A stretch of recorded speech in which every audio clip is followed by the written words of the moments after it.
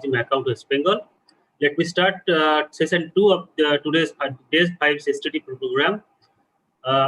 Today we have with us Mr. Day.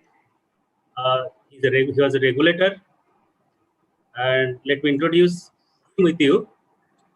He started his education in Ramkrishna Mission School, and then he passed B.Pharm and M.Pharm from Jadavpur University with major pharmaceutics, and he was a gold medalist.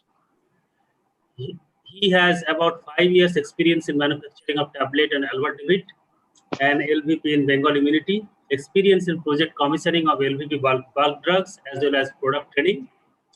He joins Drug Control Department, Government of India in January 1986 as drug inspector and worked more than 28 years in various fields of regulatory work like sales, manufacturing of drugs, cosmetics, blood banks, testing laboratories, allocation of narcotic drugs, intelligence activities, and as licensing authority. Detection and prosecution of many court cases with respect to substandard and spurious drugs, manufacture and sale of drugs and cosmetics without license, as well as DMROA Act. In February 2014, he joined CDSCO, you know CDSCO, New Delhi Ministry of Health and Family Welfare, Government of India through UPSC as Deputy Drug Controller. And he headed Cosmetics Import Division. He handled IUS-related activities, issuance of GMP certificates to IUS manufacturers.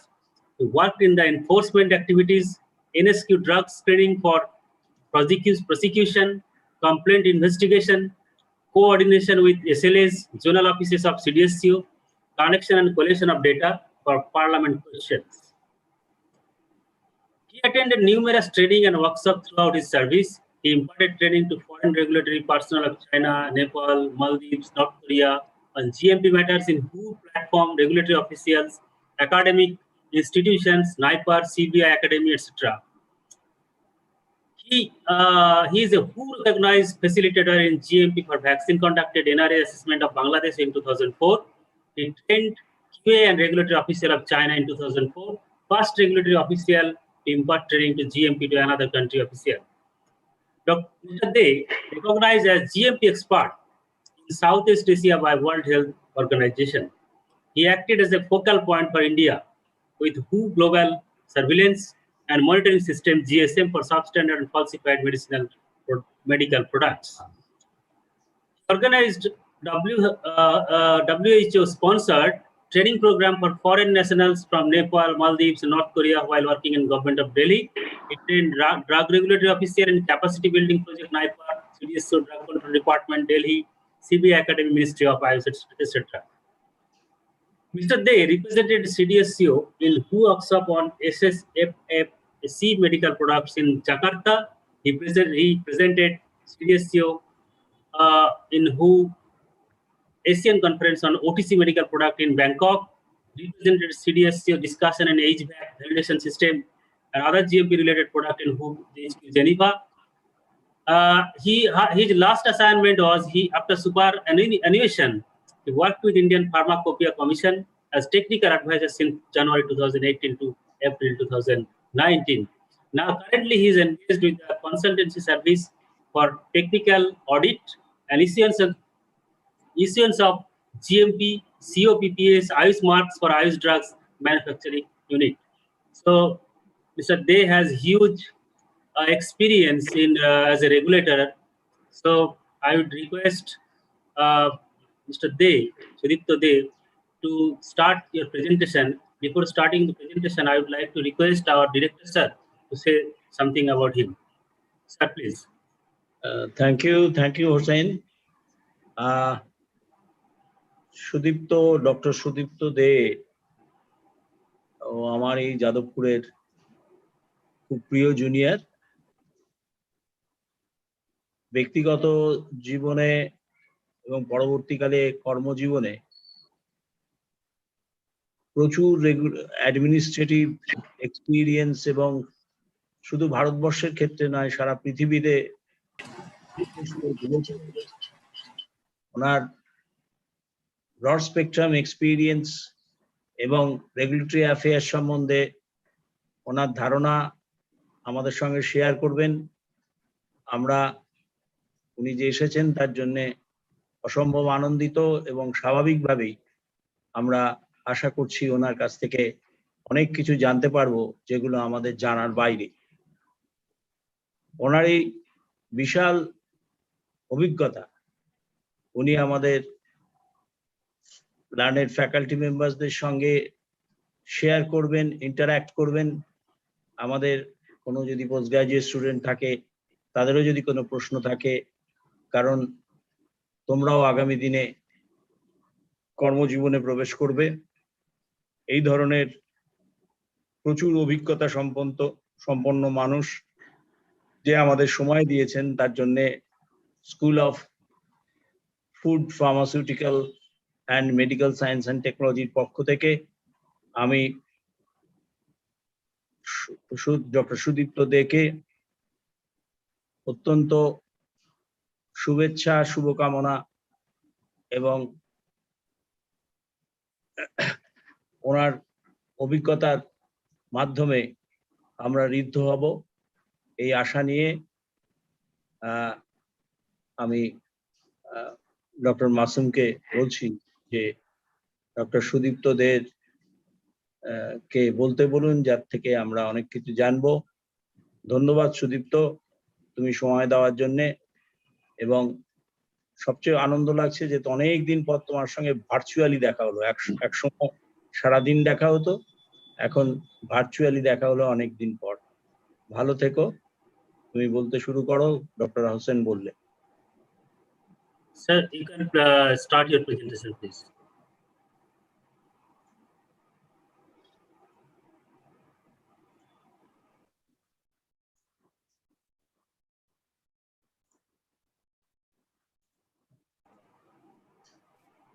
So, am I audible clearly? Yes, yes. Okay. Good evening, friends. It is virtually I am among my friends and juniors and seniors. So that way I am very much delighted and very much thankful to Professor Purnabhosh Chakraborty and my class fellows, Dr.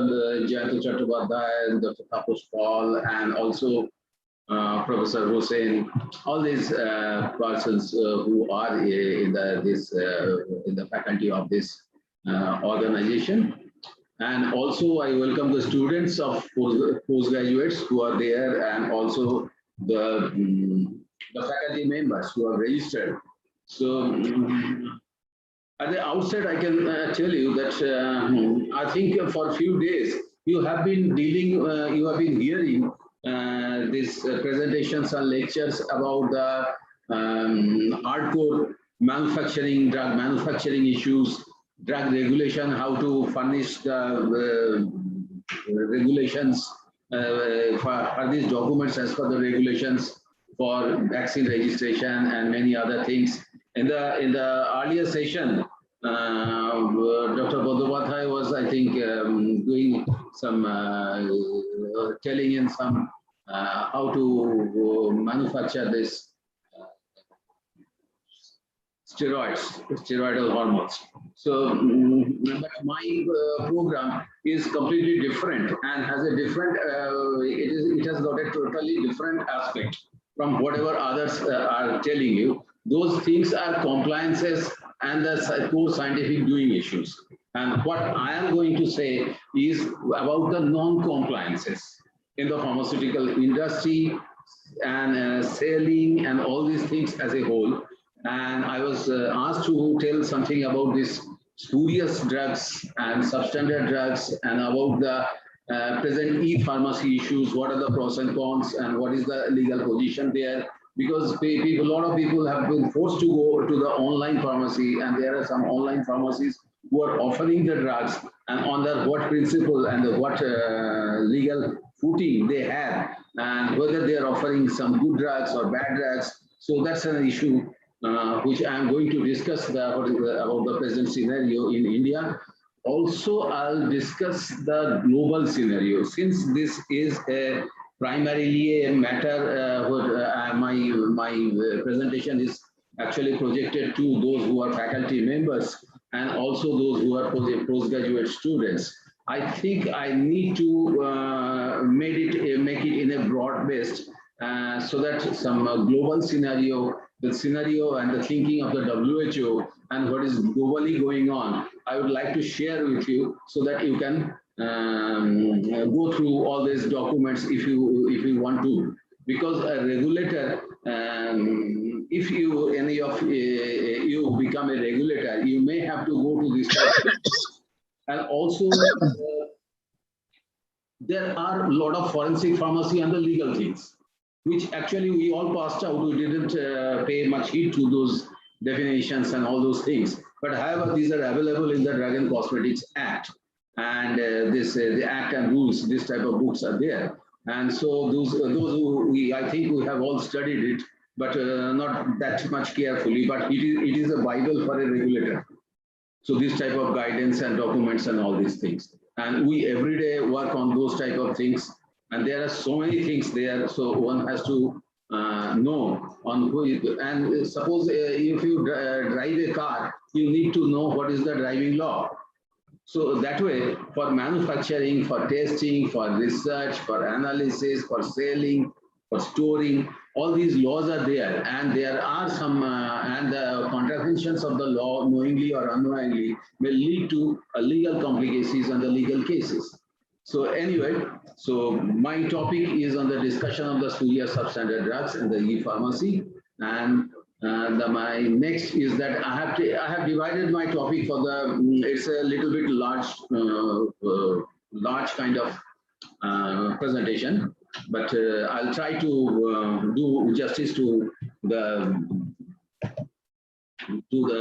issue. So my topic is that I have divided into 4 parts. This NSQ, spurious drugs and their control mechanism in India, and then I'll go into the role of WHO and the global scenario for control of these substandard and spurious drugs. Then I'll discuss with about the internal pharmacy and the spurious drugs in the interrelations and all these things. And if I get a time, I can tell you about some interesting case studies, which actually I have prosecuted some people on spurious drugs and all that, and very interesting things can be given. Spurious drugs could be standard quality as well as not of standard quality. Keep in mind, please. Now, my first topic is the NSQ is not of standard quality and spurious drugs and their control mechanism in India. So, regarding this, you have to go to this Drug and Cosmetics Act, and kind of this type of books are there. So you have to go through, and this forensic pharmacy or whatever the subject is being called. And these are, now there are regulatory affairs department in postgraduates and all that.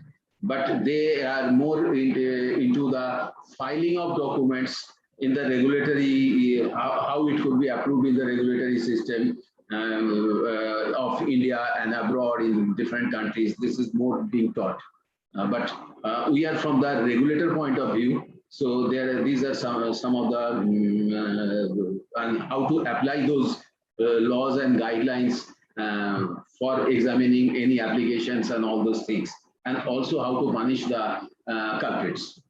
So anyway, first of all, if we talk about any drug, and when we talk about any drug which is a standard quality, and standard quality doesn't come from any source unless how we can say that it is a standard. We can say something is standard only by comparing with a standard specification or a standard protocol or something like that. And only on that basis we can say it is a standard. If it is suppose you take a common salt or you take a sodium chloride, and sodium chloride of IP will be the will pass on testing the IP specification, Indian Pharmacopoeia specification of that, and then only we can say that sodium chloride is passing this type of specifications. Otherwise, it may be a common salt. So it's almost the same thing. Maybe a little bit more impurities in common salt. So when we say it's a drug, it must comply to the condition specified and the standard specified and the specifications given by testing. Different parameters are there in some pharmacopoeia, and pharmacopoeia are book of this standards and specifications. So let me first tell you that all the drugs which include of course veterinary drugs also, which are included in the IP 2018 editions, most of the drugs are included in IP, Indian Pharmacopoeia, for their identity, purity, and the state. And these are the standard of drugs given in the Rule 124 and some Schedule V of Drug Rules, 1945. It is given, and there are drugs available in the area and the formulations therein, which are not included in IP. And these they may be in the USP or BP. So anything which is included in the IP or its specific or preceding edition, IP 2014, they are allowed. And which are not included in IP, it should be the BP, USP, etc., or in the preceding edition. One edition before is also allowed. Those drugs which are not included in any official pharmacopoeia, they follow the BTC US National Formulary. And also we have in our Drug Act the surgical dressings, mechanical contraceptives in different schedules. Medical devices, which are under Medical Devices Rules 2017, they now comply with Bureau of Indian Standard or ISO, IEC standards and any standards. Like that, ophthalmic preparations have a schedule. And the patent and proprietary medicines, you have this fixed dose combination kind of, so many things are available in India, so many formulations. They are best described in Schedule V, and where it is said the tablet, capsules, and the some conditions for liquid orals and the ointments, and they must comply to the requirements, general requirements of tablet monograph or capsule monograph of that IP. So that's written in Schedule V of the drugs rules. So first of all, any drug which does not comply to the prescribed standard shall be not of standard quality. So that's the scenario. And import, manufacture, sale, and distribution of a drug which is not of standard quality is an offense punishable under the Drugs and Cosmetics Act 1940. Mind it, it is a criminal offense.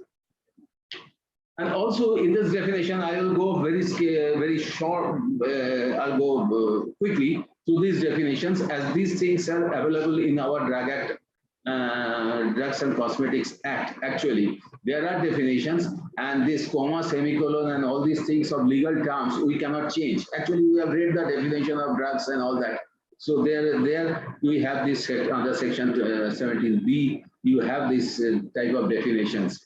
And the spurious drugs which belong to, if the name belongs to, suppose paracetamol manufactured in the name of ibuprofen, but it contains paracetamol, it's a spurious, or it is an imitation product, any drug, it's an imitation of some other product, or it bears the name of a company which does not exist, or it is substituted by another substance like chalk or dicalcium phosphate or anything without any active ingredient, or it even it has named a manufacturer, but it was not manufactured by the company. It may happen. So these are all spurious drugs, and globally also these are called falsified drugs in WHO terms. They have a definition which is that actually resembles this spurious drugs. Actually, I'll come to later. And adulterated drugs are containing filthy and putrid substances. They are contaminated with any poisonous material or any harmful or toxic substance. So, and it is mixed with something so as to reduce its quality, quality or strength. These are adulterated drugs. And also the misbranded drugs. It is colored, coated in that way. It is giving a better appearance than or greater therapeutic value than it really is. Or it is not labeled. Any labeling rules in Rule 96 and 97, labeling packing rules are there. And these type of rules are if a drug is marketed with a label which is not complying any provision of the this labeling rules under Rule 96 and all that, so it will be considered a misbranded drug, and this is also an offense. And any false claim it has, so that will also make a misbranded drug. Now I can tell you what are the offenses or the penalties.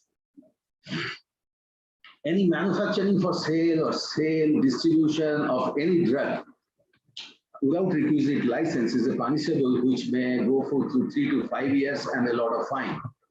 And any spurious and adulterated drug which is causing a grievous hurt to the endangering the life of somebody, of a patient, that can go to 10 years and may extend to life imprisonment also, and the fine is also minimum 10 lakhs.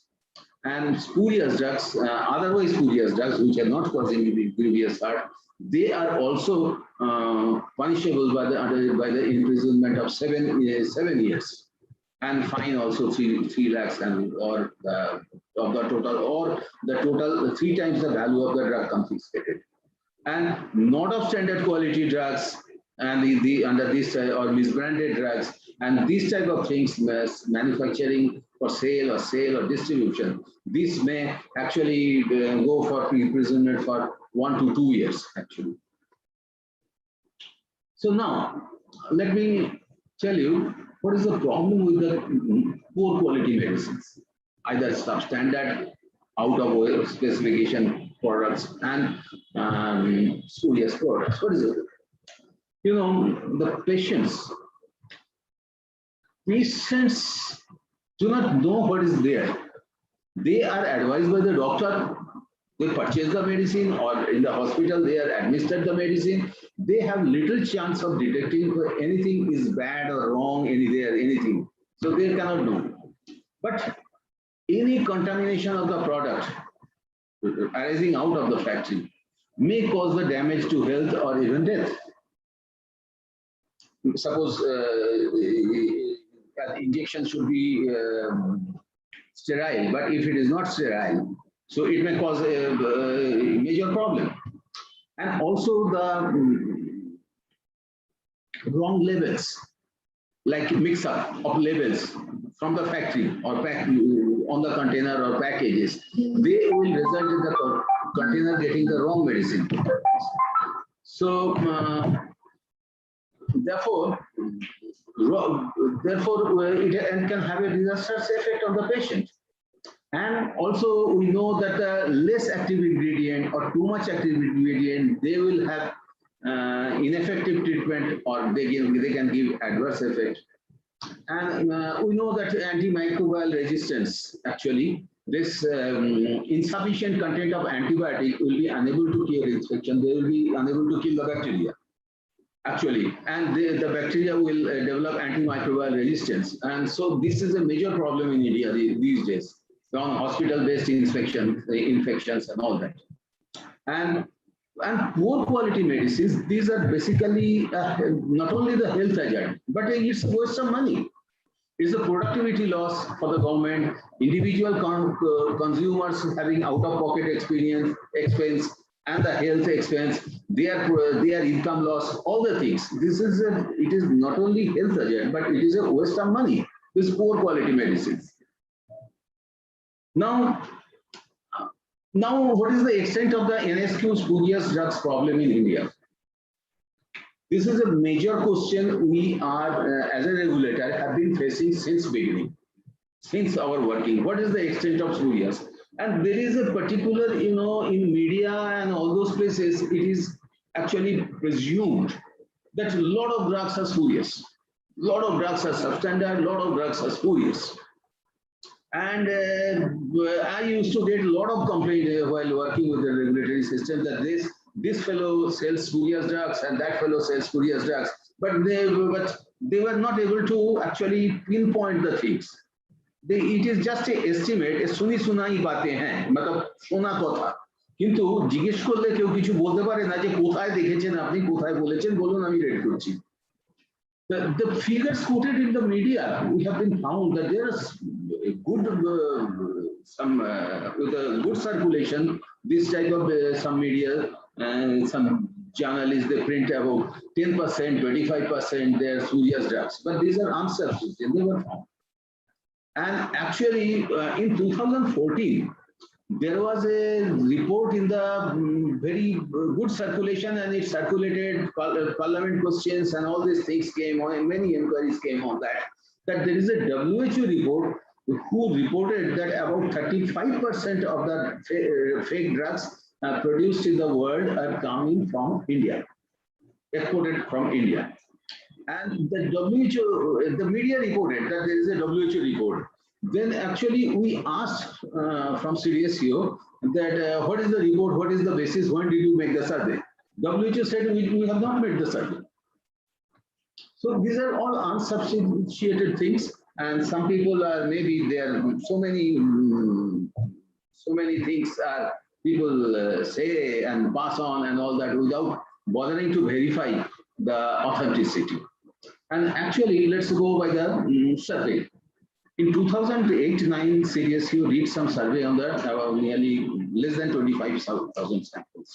It revealed the extent of spurious drugs were 0.046%, but it was not a statistically sound survey. It was just taking samples from somewhere, and drug inspector decided how to take the sample and what sample to take, kind of thing, which were to take, which were not to take from chemist shops and this. So again, in 2015-16, government actually decided to conduct a countrywide survey from all districts. Suppose in Andaman and Nicobar Island to the Lakshadweep, to the Leh, Ladakh, and the Mizoram, and all those places, about 47,000, and even imported APIs were also analyzed, involving the drug inspectors, then the NGO people, the civil society, the college lecturers, and all those people with the witness and all that.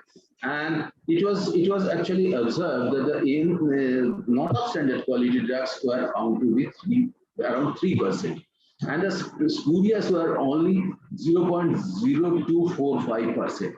And of course, there were some 25 molecules picked up.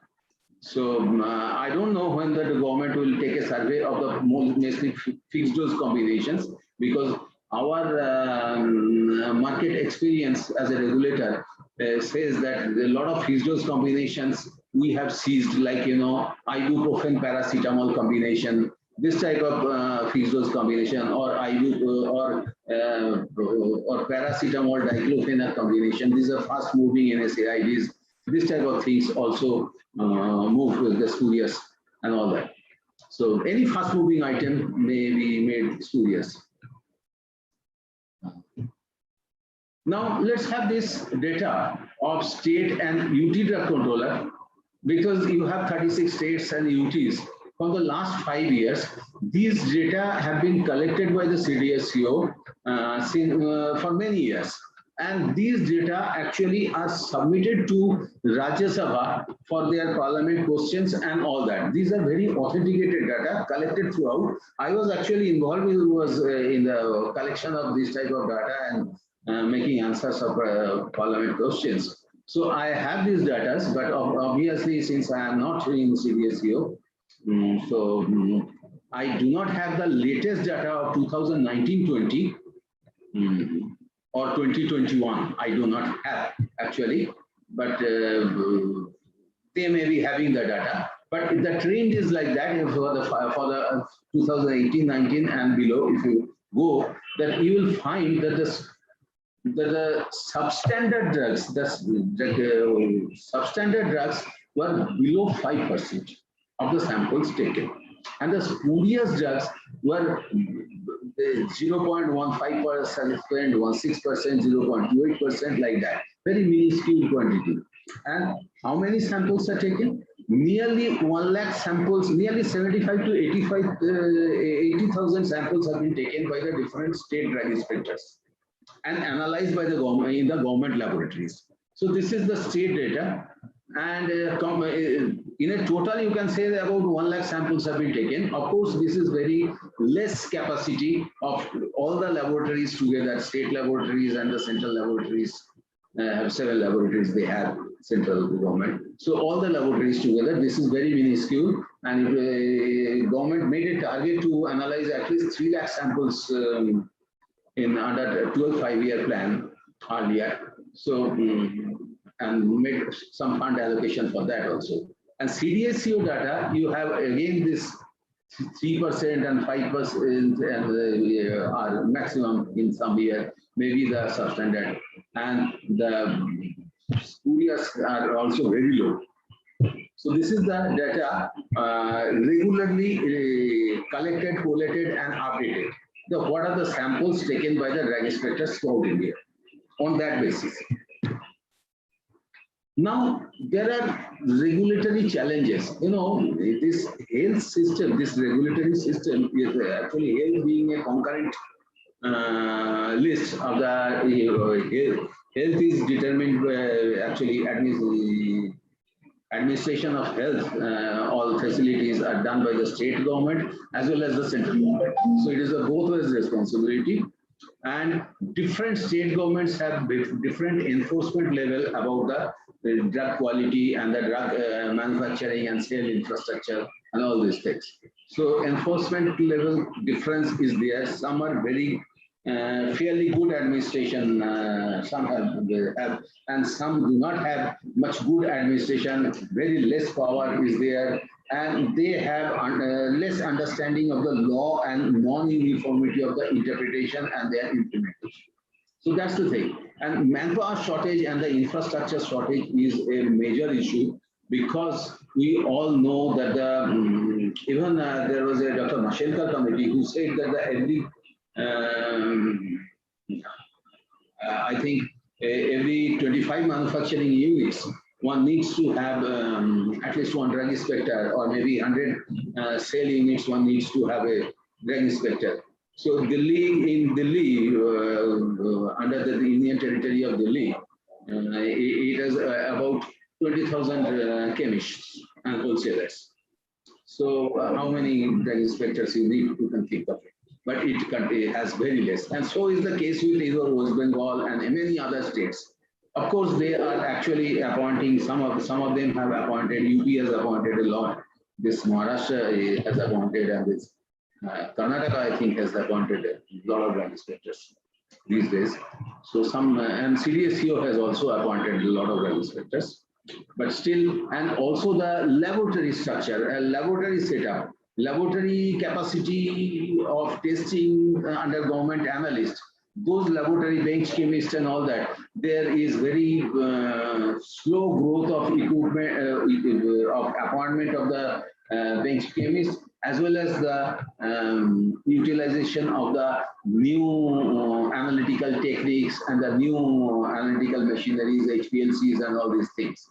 So there is a problem on that.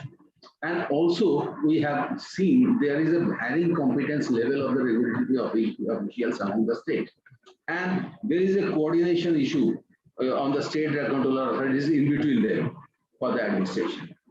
And another major problem is the drug procurement system at the government level. You know, all the health system in the drug, their medical college, Sarkari Medical College, and the health center, small government hospitals, district hospitals, and all that, they procure a lot of drugs in state and also in the central government through ESI and all these organizations. But here we have a drug procurement system with the lowest bidding, L1 kind of thing, and they have almost non-existent quality testing facility for the drugs in some tests, like Northeast, they do not have much facility, much testing laboratories. So, and in this low bidding, under the drug procurement system, in government level for the free distribution to their patients. So there is a quality issue, is a major issue. Now, what the action? Actually, the government is not sitting idle. Government knows this, because I am talking about the central government, what it has done so far and what it is going to do. But similarly, states will also have to allocate the funds, and also will have to increase the working capacity of the drug control department as well as the state drug control laboratories. So now in this 2008, actually, this what I told you about the penalties and all that, it has been increased earlier from 3 years to 5 years, like that. It was increased actually. Stringent penalty conditions have been given for spurious and adulterated drugs. And states have been told to fix some designated courts. And in Delhi also there is a designated court. So who does all the drug related cases? So this type of 22 states are having it. And CDSCO has put it a whistleblower scheme because some informant may not put his name, but they want to be kept it secret and give it to CDSCO, the movement of some spurious drugs, and there is and if something is caught and the case is launched and some part of payment may be given, some part of payment is given to this informant actually. So this type of scheme is there. You know, this state police have got those schemes now, rewarding 10,000 rupees, 50,000 rupees for anybody helping to nab a criminal and all that. So this type of schemes are there also. They have their funds. Now CDSCO has some funds and some scheme for that, but so far not much has come out on that. And CDSCO has also published the guidelines for enforcing what to do for in case of spurious and substandard drugs. These guidelines are available in CDSCO website. So state government, any drug inspector is sitting in a remote district did not ask anybody to what to do, how to do. So it is given that what kind of failure, maybe a small failure of a little bit volume in a liquid oral, or a sterility failure, what to do and how to proceed, whom to prosecute and whom to not to prosecute, and ask for any departmental action from the regulatory authority of the manufacturer. Something like that is given in the guideline. And sample taking, if the CDSCO inspectors have been asked to take vigils and samples they draw from government hospital, retail and wholesale dealers. And now increasing the post of drug control officers or drug inspectors is the major issue. CDSCO has done a lot, but the others are started following, but still there are a lack of adequate number of drug inspectors. And CDSCO also has some training programs on the regulatory aspects, how to proceed for the cases and many other things. So they arrange it regularly. And also now testing capacity, augmentation of testing capacity of the central and state drug control labs.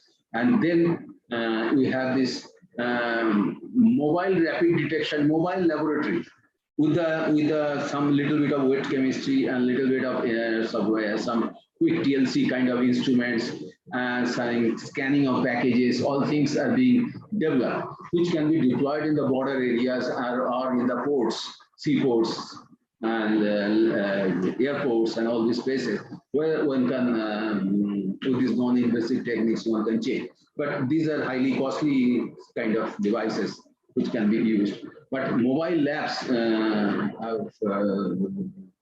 are being developed. So for analyzing drugs procured from a particular market, wholesale market or something like that, quick detection technique, quick TLC, quick identification kind of, whether the active ingredient is there or not. Not the whole analysis, but it is something like this quick fix solution. So, and financial outlay were already given that they make a project of increasing the number of and appointing more drug inspectors, more government analysts and all that. So financial was given. And the survey I told you, the result was that 2.0.B. This was statistically valid survey. This Indian Statistical Institute of this Hyderabad actually participated, and they designed this module of sampling. Actually, drug inspector did not decide what to do, take and what. However, in this only, we have found that NSQ percentage was more than average, which procured from the government dispensaries, health centers, hospitals. So that's what we found. And also NSQ average, and where the laboratories are not existing, state laboratories, suppose in the Northeast, we have found NSQ percentage more in government procured these dispensaries and hospitals. But in chemist shops, it is not much. It is below that 3% and all that. Now the CDSU actually conducts, you will find in this drug act, that there is a drug consultative committee. They conduct regular meeting of CDSU and state duty drug controllers and all that for better coordination and uniform implementation of the drug act and rules. And the CDSU has very much introduced this e-governance level, and an online portal created. There is a Sugam portal, and you can most of the CDSU services you can access through a Sugam portal with your email ID and password and all that, and you can file the application on by sitting at your home or office, and you can get the queries raised by them, and also you can get the approvals from CDSU with digital sign of drug controller or the licensing authority by this. Actually, all this emergency use authorization of vaccine and all that, you will all know from the papers that they submit this document, those submit this document. All these submissions are happening by online mobile. So this is a very quick, sure way. You stay at anywhere else in the world, you can make the submissions.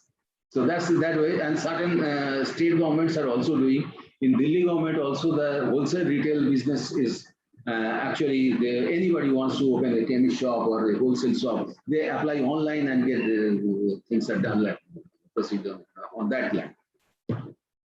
And now there is a NSQ Spookiest, and this misbranded drug alerting system is there in India.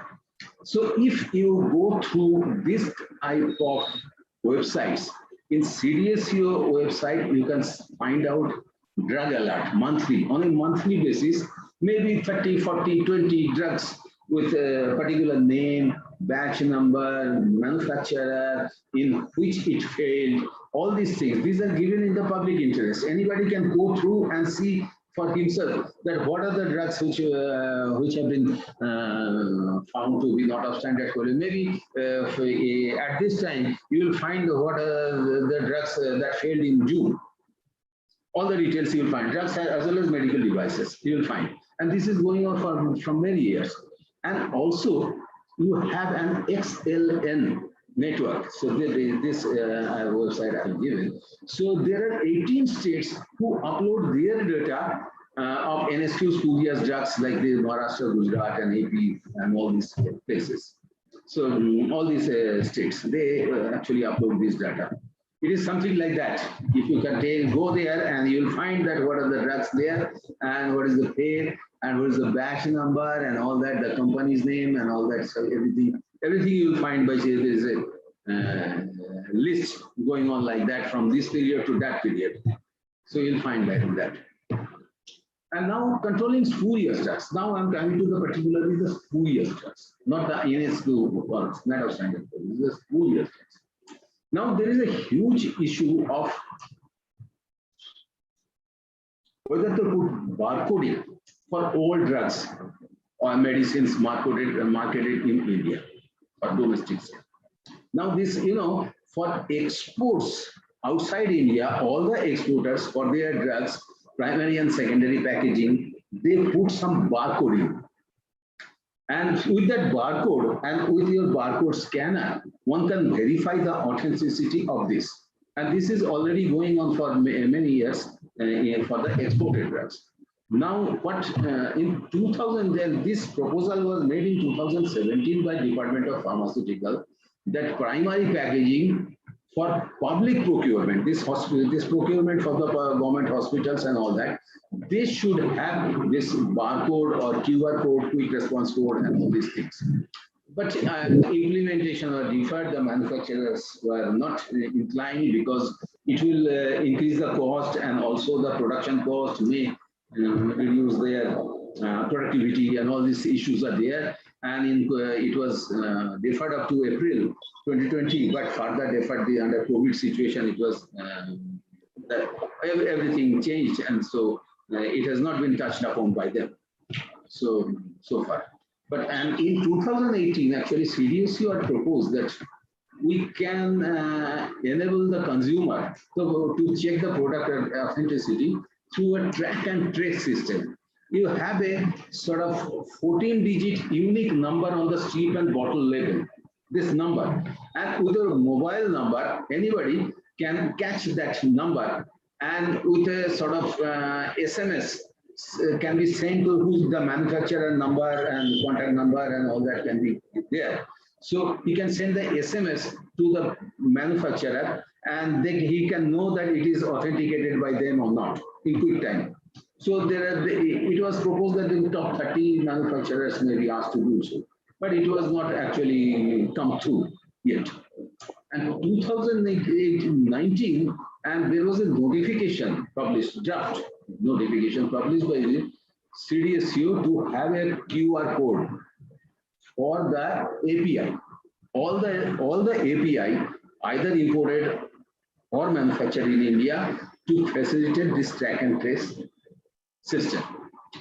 And in 2020, middle of 2020, actually, the Department of Pharmaceutical formed an empowered committee of the industry people and the regulatory people, and they are examining this very seriously. This what kind of track and trace mechanism is to be adopted. There are few kinds of track and trace mechanism, and in between, NITI Aayog actually proposed that entire drug inventory and the consumption level and the manufacturer level, all these data, batch number and everything, all this data should be put up into a blockchain. Because blockchain is a digital ledger kind of thing. And it is entry of, you cannot make, it goes to a different supply point from the manufacturing point and all that, distribution point, all those places, and it is very entry to make any, you cannot make any change or any alter any this there, make any alteration there. So it will be very difficult to make entry of any fake drug in the system. So this is, but industry, they are concerned, they are okay with that. But what they want, industry opinion is that they want a single track and trace mechanism throughout India, not multiple, but it should be patient friendly. They'll be capable to find out this spurious, to detect the spurious falsified thing, efficient, affordable, of course, and industry friendly. They should be, they can be easily applied, and they will be having a minimum impact on the productivity. But a major issue flagged by the industry is that they will obviously increase the product. They increase the price of the product. So India is a very price sensitive market for any pharmaceutical, very, very price sensitive. So increased cost of, and its government is also very much sensitive about this prices of pharmaceutical products. NPPA and all these organizations are there. So now the industry actually advocated the consensus. They first evaluate effectiveness, then see the what is the, how it can be adaptable to the Indian condition, not copying any other country. But some different countries have different type of things. So then capital investment, technology adoption cost. So that has to be seen. You know, in US and many other countries, these tablets are sold in some pack bottles, you know, and in India, we have the loose strips being sold.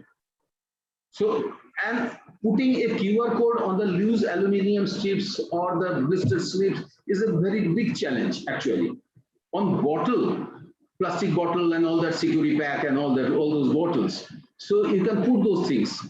But in strips, it is a major problem, how to do that. So that's, anyway, the technology adoption may be costly.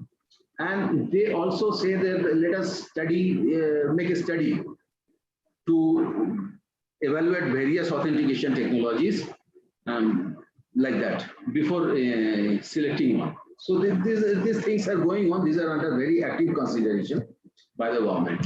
And what is the usefulness of barcoding? has a lot of usefulness. They product authentication, track and trace, of course, quick recall of the drug, real-time stock monitoring, inventory management better, online selling. You can be, if you have that QR code and all that, online selling may not be that much of a problem. And they will increase efficiency and proficiency because there will be supply chain, this wholesale, retail, and all this supply chains will come to the global, operating a global standard. And they will minimize the human error. They will help detect, of course, spurious drugs and all that. And in pandemic time, you know, there was shortage of one thing at one place, and there may be not much shortage at another place. What happened in the COVID situation? So there was huge shortage of a lot of drugs there, here and there. So in this pandemic times, we can very easily arrange the deployment of stocks and movement of the stocks from where there is a requirement. We can move more stocks. If we have this barcoding, and we can just, with a click of a button, we know where this new stock of particular barcoded product is there. So we can just redirect those things. And consumer is benefited because product authenticity is there. So he is sure of, much more sure of getting a genuine product. And safety security is there. And they can take a good purchasing decision if they buy online or offline. And just I'll touch it, there is a GS1 India is an organization set up by the ministry with this industry people, the STTP and AICTE. They basically make this barcoding kind of thing, barcoding in many, in food, pharmaceuticals and all these things. And they are an affiliate of GS1, it's a global standard organization, which has a headquarters in Brussels. They are not for profit. And what they advocate, they say that let us take a staggered approach by selecting and asking the maybe top 100 or 200 exporters of the drugs, because they know how to barcode. And they will be asked to put barcode in their products for domestic market. Or else what can do? Make it barcoding mandatory for the life-saving drugs, for the scheduled drugs, you know, Schedule H, H1 and all these things. And then subsequently they go to other drugs.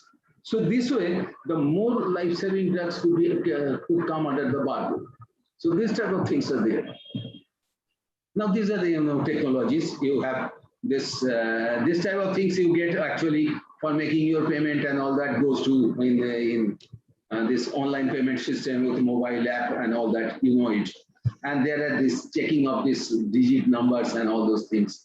So you can verify from this your mobile and all that. This type of technologies are there. So besides technologies.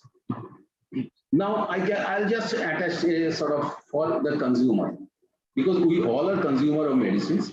So let's have a do's and don'ts for the consumers for buying medicines from the chemist shops. I'm not coming into now how to what to do for online. I'll come later on. But for chemist shops, so buy medicine only on prescription. Of course, the prescription, the drugs which require prescription means the Schedule H or H1, Schedule X, and all these drugs. And prescription of the doctor, except OTC medicine. So this type of medicines you can buy only on the prescription. Please make it a habit. And buy medicines from a licensed chemist shop only. So you can ask and you can see the licenses displayed in the chemist shop. And there will be a pharmacist also. Insist on the pharmacist, because he is only the technical person in the chemist shop who knows about drug, how to process it, how to keep it, and all that. And that is a legal requirement also, the registered pharmacist. And insist on a cash memo while purchasing medicines, because it is not you are not buying a sort of sabji and all that, because this cash memo actually prevents the chemist shop to give you spurious drug, because a cash memo is a legal document and you have the proof that he has sold this medicine. If there is any adverse reaction or any bad drug or any spurious drug from which you suffer and all that, you won't get cured. So you can always lodge some complaint to the consumer forum and all that this fellow, and if you complain to the drug control department, this cash memo, it will be very easy for them to nab that particular chemist. Otherwise, he will deny. So that cash memo is a legal document from which it can, the trail of the spurious drug can be investigated actually. And cash memo you please retain till you consume. So it is required. There may be useful in the case of ADR or any complaint or anything. And you doctor, you have to report any lack of efficacy or any reaction or anything.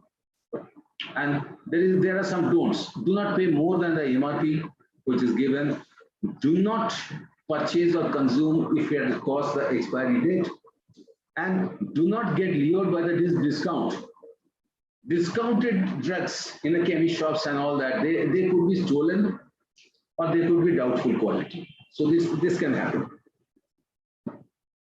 Now I'm coming to the role of WHO for controlling of substandard and the falsified drugs, and also of course the global scenario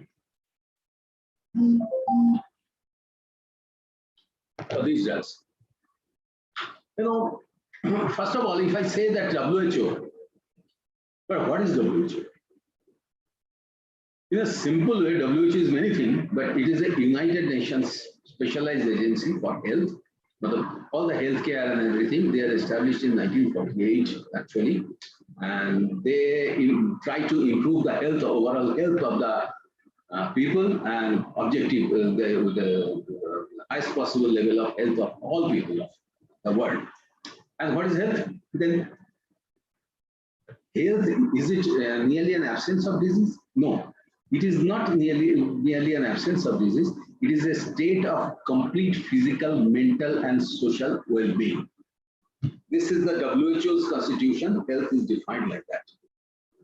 So, and WHO has two basic fundamental principles they have defined, that in healthcare, all hospital, medical, research, and all these things, all the care, supply of essential drugs of good quality is one of the prerequisites for healthcare. And for supply of essential drugs of good quality within a country, we need to have effective functioning of the national drug regulation and control and testing systems. They can only assure safety and quality of the medicine. Now, let's see what are the different countries, rich countries, poor countries, middle income countries, less kind of countries are there, developed countries, developing countries. So, you know, developing countries have an adequate resource and they have technical competence, all these things. They can solve many problems. But for the problem of the low medium income countries, developing countries, resource limited countries, their total health budget, this hospital system and clinic system, they have a lot of proportion is spent on the drugs procurement, maybe imported, maybe manufactured. So, and is maybe as high as 40% in some African countries and all that of the total health budget. So, and now the question comes in all drugs, that whether the drugs meet the acceptable standard of quality, safety, and efficacy. The three pillars of the drugs. Drug quality, safety, and efficacy. And if it is not there, then the health service is compromised, because you put so many good hospitals, you cannot cure without drug. You do operation or you do a medicine treatment. Anyway, you need the drugs for patient to get recovered and get cured of the disease. So that is essential. And we know that there have been major drug-related problems faced by the different countries in the past. I'm not going to discuss all that. And WHO is very much concerned about this quality, safety, and efficacy, and also concerned with the substandard and the falsified medical products, because WHO's object is to remove them from the healthcare. Now, WHO has actually, for improving the quality of the medicine for healthcare, WHO has a five-fold work. Five points WHO is emphasizing, and they are producing documents, and they are giving guidance, they are giving training on these five. how to make an effective national regulatory authority, how to ensure with the GMP and the quality assurance of the pharmaceutical manufacturing in a country. Then for international import, export and all these things, they have floated a certificate of pharmaceutical product scheme. So where the certificate given by the one country authority is relied upon the other country authority on the particular drug of a particular company for import into their country. So this type of mutual things are there. In India has got a COPP scheme, and many other countries are there. And the regulatory authorities do inspect and grant this, the certificate of pharmaceutical products, product-wise, and on that basis they get exported to the other country who accepts this kind of WHO, these formats, the COPPs of different countries. And of course, there is a laboratory access, the laboratory facility increase. WHO published international pharmacopoeia and many other laboratory and other things, distribution issues and storage issues, also WHO good distribution practice is already there. Even many other issues, WHO put up a very useful guidance documents actually. Now there is a guidance document on substandard and the falsified medical products, which is my point of discussion now. Now it's now what is this substandard and falsified? Earlier, these are called SSFFC medical products. Earlier it was called, but it was discontinued. That's a new term. Substandard means this SSFFC means it's a substandard, spurious, falsely labeled, falsified, and counterfeit medical products. And this counterfeit is deliberately and fraudulently mislabeled with respect to identity or source. But this term was mainly related to the intellectual property rights issue. So it has been discontinued in 2015 by WHO, and they now replace this term as substandard and falsified medical products, because falsified definition, this spurious definition also comes. We use spurious in India, but in other countries use this falsified, and falsely labeled is also within that definition. So substandard and falsified medical products. And medical products means the medicines as well as any medical device and all other surgical device and all these things are coming into medical products in the world. So we simply called it as SF medical products. Now WHO has got a definition of this. Their definition is like that under this WHO Global Monitoring Surveillance and Monitoring System and the member state mechanism, they have this. I'll discuss those things. Actually, this substandard product. Now WHO says these are basically out of specification products. They are authorized, but they fail to meet their quality standards or specifications. So that's the substandard products. And there are some unregistered and unlicensed products. They have these medical products, something smuggled into the country. They have not undergone the regulatory scrutiny or registration by the national or the regional regulatory authorities for the market they are distributed. So these type of things, but they are medical products, of course, but they are unlicensed or unregistered. And the falsified, because I told you, those are deliberately and fraudulently misrepresent their identity, composition, and the source. The spurious drugs also comes into the same. Now the key facts. Now what is this SF medical products? They may contain no active ingredient, falsified, the wrong active ingredient, falsified, or the wrong amount of the correct active ingredient. So if it is less than specification, it is substandard. They may contain cornstarch, chalk, anything. Some of them may be toxic. They may have a fatal level of wrong active ingredient or toxic chemicals. They may be manufactured under poor hygienic, unhygienic conditions. Unqualified people may be manufacturing it. They may be contaminated, having impurities.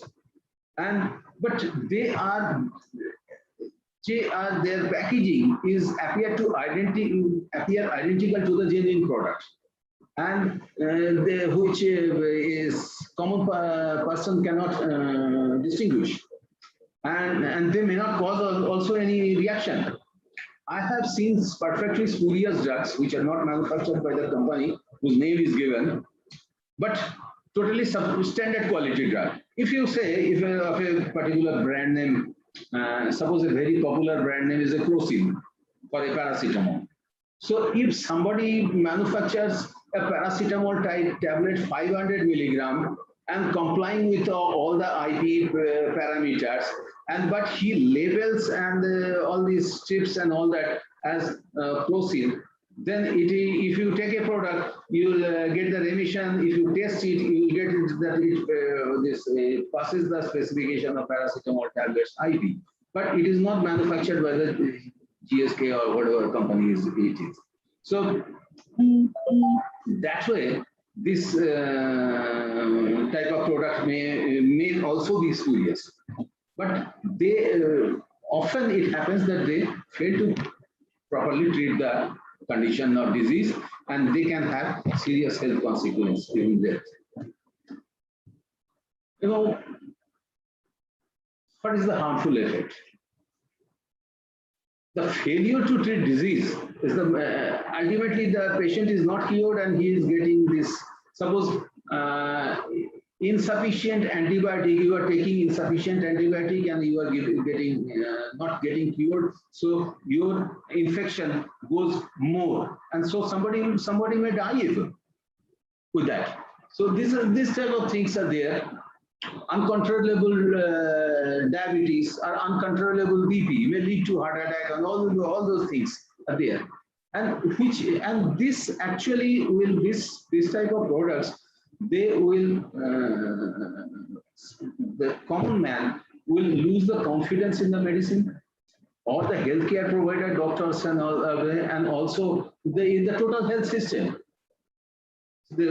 And there is the economic damage, which I told you, there is productivity loss, prolonged treatment, and useless expenditure, because nothing happens with this, no cure, but still spending money by the government and also by the people.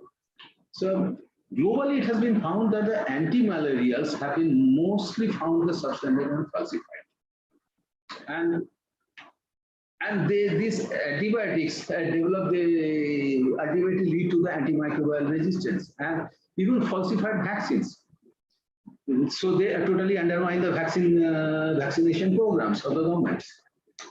And you know, anti-malarial, just let me give you an example. It has been found by WHO in different countries in Africa and some, I think in some Indonesia or some kind of countries, that this how this falsified medicine work actually. You know, for falciparum malaria, the drug of choice is artemether lumefantrine combination these days. This is the falciparum malaria is very fatal actually. And these spurious manufacturers, for the falsified manufacturers, they put pyrimethamine, which is also another anti-malarial, but not so effective. So into that, so when someone takes it, he gets a little bit of remission of the fever, of malarial fever and all that.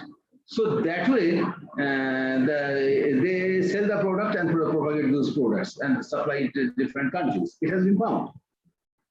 So, and their illegal street markets are there. They are unregulated, where there is no drug control and all that, and unregulated websites. They imported illegally to the pharmacies, clinics, even crossed border like that without any papers and all that. So this type of things are there, and even the innovator medicines and the generic medicines, both have been found to be very falsified, even very cheap products like NSAIDs and very costly products like cancer products also, cancer drugs. It has been found. And now I am coming to the WHO estimate, not for India, but for low and middle income countries.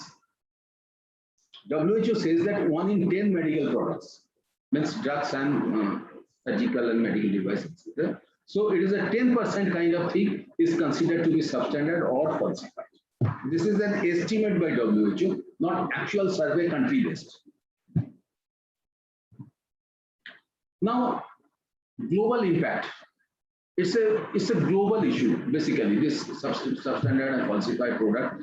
All countries, all regions, developed countries, developing low-income countries, and they are sometimes in some areas, in some countries, they are large-scale manufacturing operations, and some areas, they are small-scale backstreet operations. You know, these days, you have manufacturing tablet is very easy. You manufacture dummy tablet in a stingy, in a sort of Juggi or Basti or any other place, any room and all that. You manufacture some dummy and you bring those dummy tablets from somewhere in cans or jars and all that, and put in a room, in a two-room or one-room flat with some street packaging machine, and with copying some of the product of the reputed companies, and print those things and supply them in the village market or any other place and all that. So this type of things, actually I've seen this type of packaging companies. They used to bring from UP the drugs which are having only chalk, and they are selling the Idupara combination of a very famous company, so most famous company, this combination, fast moving drug. So they were having the street packaging machine of those things, and they're packaging it, blister packaging machine. So very easy. And the procurement of packaging material, printing of packaging material, as well, printing technology is very improved. They will copy the hologram even, those criminals. And there is an internet connectivity, so all these manufacturers have got the global market access to this rapidly growing internet. And also, the consumers are also responsible for rapid growth. They have a self-diagnosis culture and also self-prescribing through the unregulated websites. Now, the point is that the people who have some condition or some interest, suppose somebody wants not to discuss with chemists or not to discuss with a doctor some condition or something like that, maybe reducing obesity, or maybe opposite to that, increasing the, he is a very thin person, he wants to gain weight and something like that, or the problems of erectile dysfunction or hemorrhoids, they may not want to discuss. So they easily fall prey to these online supplies. So that for this, and you don't know what they are selling, and you cannot catch them. So this type of things are happening actually, and the areas where there are some conflict, there are some civil wars, like Sudan and all the South Sudan, all these areas, Somalia, all these countries, low-income countries, there is a problem of access and affordability. Access is that they do not get good medicine, and also even it is available across the border, they are not affordable. So all the cheap alternatives and the spurious and falsified alternatives, they come. The government technical regulatory capacity is not there. So whatever they are selling in the street market, all these spurious things they have sold. Is a global extent. Is the blue color, you will find that is all of the globe. We find the substandard also included. Also, not only falsified, but substandard drugs are also found in this type of things. This is a WHO survey. I have taken a photo. I have taken from their site actually. Now, how to identify a substandard or falsified medical product? I told you it's very difficult to identify. But still, one thing I can tell you, because either you go buy online or you buy offline, check the package for condition, color, font, spelling mistake, or grammatical error. I had got one tablet which is a steroid edge drug. If I get a time, I can discuss with that, because I made that case and I own it actually. So it was a standard quality drug, but it had only one printing mistake on their carton. you know, in Schedule H drug, there is a cautionary note that caution, there's a cautionary note that Schedule H drug warning to be sold on the prescription of registered medical practitioners. This little. There, the prescription spelling is PRESCRIPTION. Okay, the correct spelling is that. What I found that prescription spelling is written as PRESCRPTION. Otherwise, it is totally matching with the whatever genuine product and the batch prevailing in the market, and it was just filed into that wholesale unit, this spurious product, and it was found to be a standard quality also. So for the major companies, that revenue, they were earning that revenue by selling this spurious product. And if it is not manufactured by the manufacturer whose name is given, so that is a very big multinational company. So, but this type of thing I have found. So this packaging condition or any broken package or anything, then you have this manufacturing and expiry dates are there in the primary packaging as well as secondary packaging. You can check if there is any interchange or anything. So there could be suspicion. And medicine in general appearance should be look good and not having cracks and all that, this type of things. And a price discount, 2 for 1 kind of thing, and anything like that. And if you suspect anything problem, then you talk to your healthcare people, the pharmacist, doctor, and all these people, or you have allergy or ADR. And you can always report with the bottle. I used to get this type of reports with a photo of the bottle and all that strip, scan photo and all the photo of that in my, as I was dealing with the complaint handling all these things. So in CDSU, I used to get this type of complaints from common people. So you need to report it. And now the factors which encourage this. I told you first is weak regulatory drug control. Whenever there is a weak regulatory control in the state or in the country or the enforcement level, or so there is a chance of substandard falsified medical products to come into the supply chain. Resources, people, low income country, less resources, there is scarcity or erratic supply of the medicines. So you may have this type of. There are unregulated market and distributor chains, licensing condition, not adherence and all that same things. And the price differential. This something is a very high priced and you produce a low price sort of falsified drug. So this way it is diverted. And even the falsified drugs are found and you go to the court case and all that, you don't get effective remedy. So there are intellectual property protection is not there. And also from the manufacturing, there is substandard products. They manufacture at will, very bad kind of facility without GMP or QA, and they don't have technical competence. This type of problem is there in many Indian units actually. Inadequate border control. So that's another issue that's more this type of products can be small. And consumer generated artificial demand. I told you this for these lifestyle products and all these inappropriate products. And also the insufficient channels are there in the companies in that particular country to pursue the remedial action.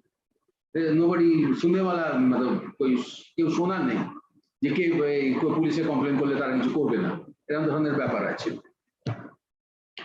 Now WHO has established it is called the member state mechanism. It's again within WHO there are 200 countries. They make a sort of a few countries they have taken and they established a club of them. Basically it's a club. And it is called member state mechanism. India is also a member, and rather India is the Indian drug controller is of CDSCO is the vice chairman of that. Dr. Somani is actually the vice chairman of this group, and Brazil is also vice chairman, and chairman is somebody else, WHO office. This is a global forum. They convene and organize activities to address these substandard falsified things. And they promote access to the affordable, safe medicine, and they protect public health. They try collaboration and supply of good quality products to other countries like that. So and this type of things are there. And they are actually, it was launched at July 2013. And they have 300 working personnel of the regulatory authorities globally, the WHO member countries.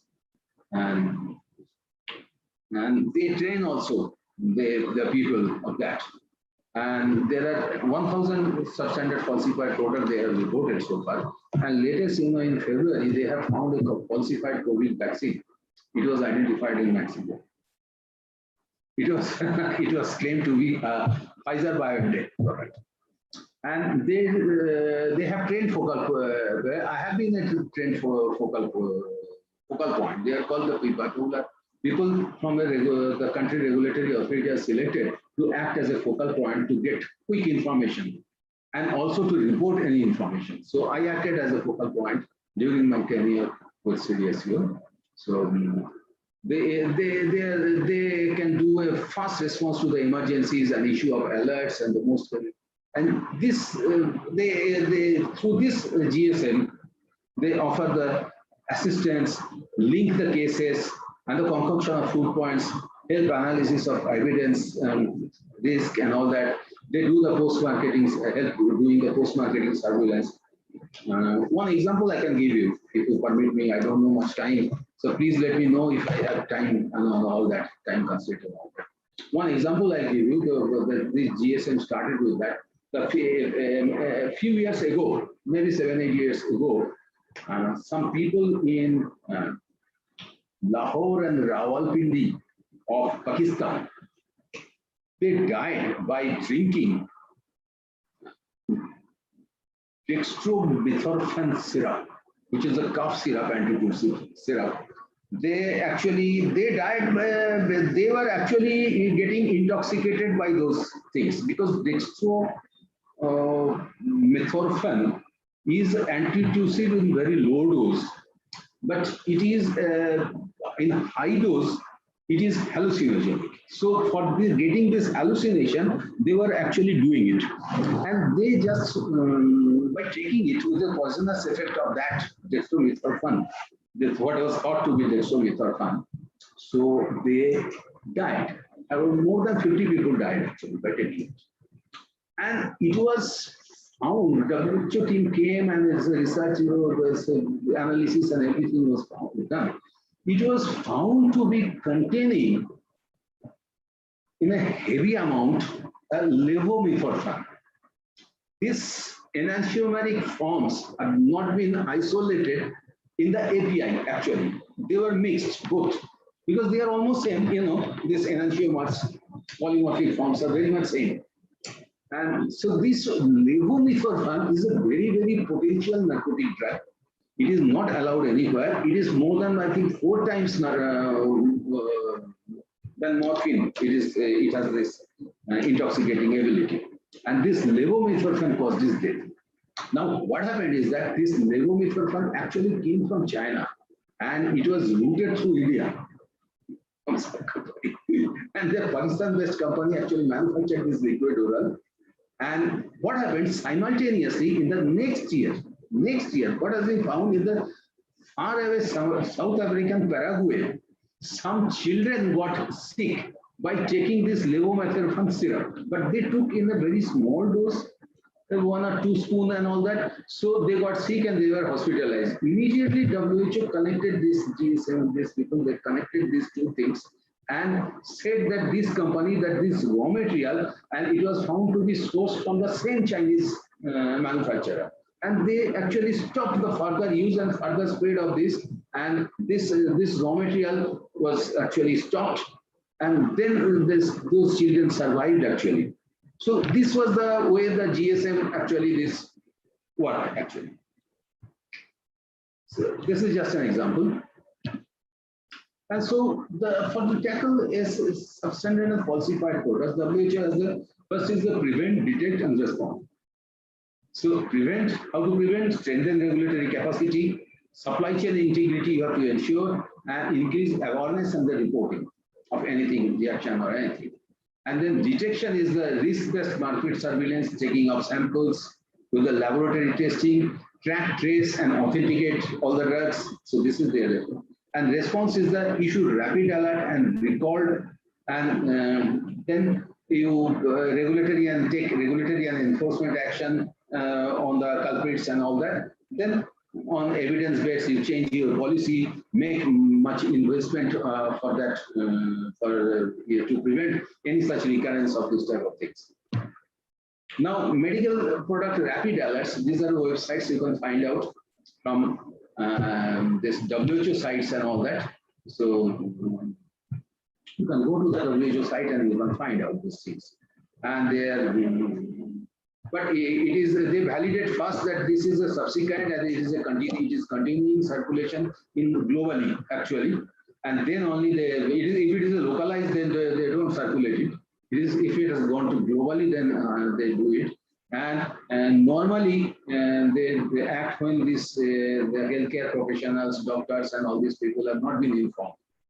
And the regulatory authority has not taken any action to remove this product from supply. So this type of website you can get it to even your email also. This is one example of the cumulin sulfate. You know, in 2017, the cumulin sulfate, there was no cumulin sulfate actually. So this type of thing, the company confirmed that they have not manufactured, and level was not according to the level of the manufacturer. This is the way it is falsified. The spurious drug. Now there are examples. One of the main examples is the Viagra, sildenafil citrate. The original Viagra costs about $15, and the falsified Viagra may cost $1. And if you gather through internet and all that, you cannot complain even if it is effective or not. So this type of things are there. Fake, genuine, normally products are coming. Then this artesunate and all that was also done. Botox injection was falsified. Now, the third part is that internet pharmacy or e-pharmacy. So about the spurious term I have kept here, the substandard and falsified, because e-pharmacy has got a global implication also. So I have given the three terms: spurious, substandard, and falsified. What is about e-pharmacy? Now, what is the online pharmacy advantage? Advantages are many.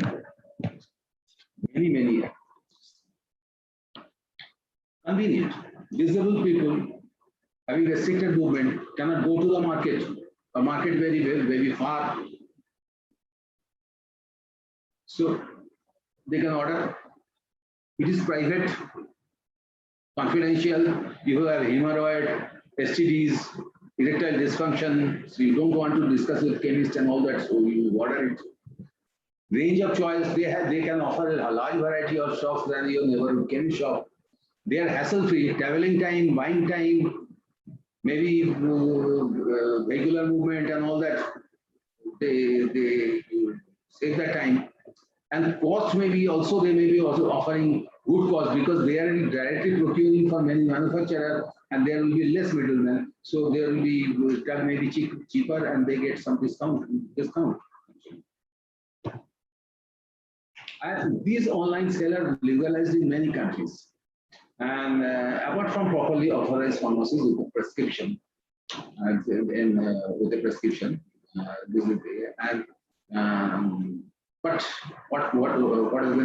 what has been observed is that a lot of illegal websites are there. They are globally supplying medicines, including this type of products.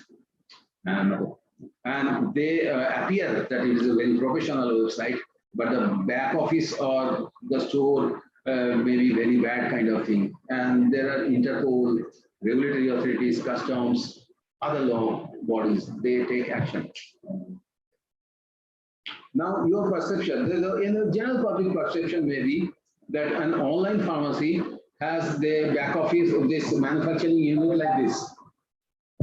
Good manufacturing practice, GMP, QA and all that. And they feel that purchase is safe. 18% Europeans and among them 70% purchase is safe. But what could be?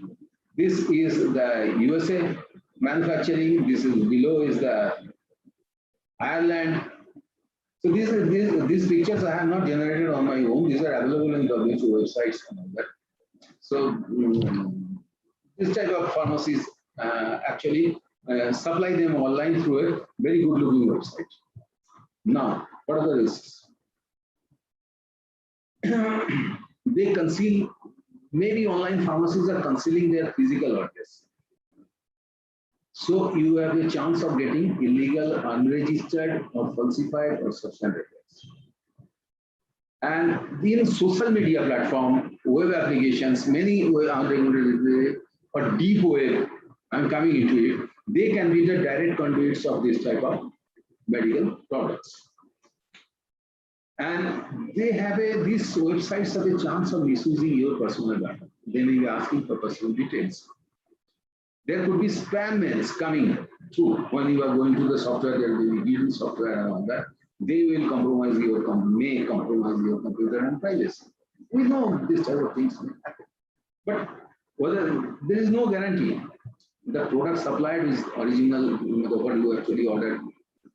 And you need in urgent supply, there may be some movement problem and all that logistics problem, so their supply may be delayed.